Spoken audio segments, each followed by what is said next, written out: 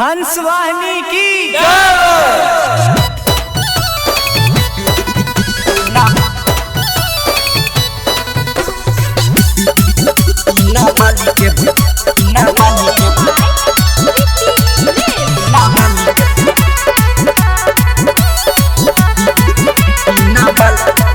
हेरे सतियम चलई रे नाचे बिना बाली के फसान में।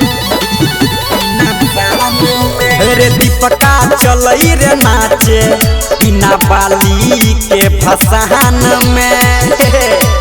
हेरे डीजे बजा के नचबई, हाँ डीजे बजा के नचबई, जुलूस घूमे बई पूरा गाम में। अनिलबा रे सुजीतबा रे संजीतबा चलई रे नाचे बिना बाली के फसान में। रे राहुलबा चलई रे नाचे बिना बाली के फसान में। हेलो हेलो चेक पिकअप वाले भैया से निवेदन है कि कृपया अपने गाड़ी को धीरे धीरे आगे बढ़ाएं। बाजू सरस्वती मैया की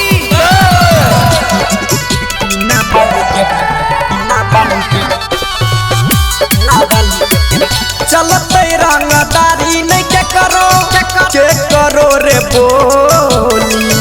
सहब से आगे रहते अपन रे ड्रोली। रे करबे मैया के विसर्जन रे नचबई सब भरि मन।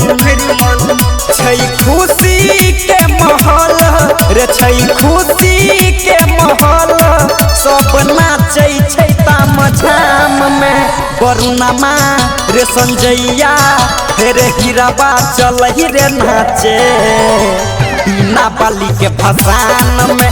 रे सजना चलही रे नाचे बिना बाली के फसान में।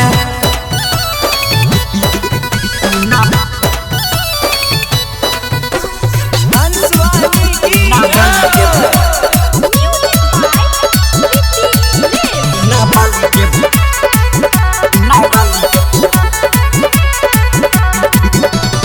जी हाँ, एक आवश्यक सूचना, एक पीछे लड़का खड़ा है, ये बहुत ज्यादा रंगदारी कर रहा है, इसको साइड में लाके स्वागत किया जाए।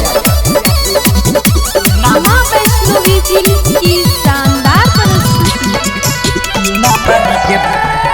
बाजू सरस्वती मैया की असली हीर रहते रोली पर बैठल रे। डीजे के वॉल्यूम रहते पूरा ऐठल रे। अकियो करते नहीं महाना आ बजते महेश के गहना।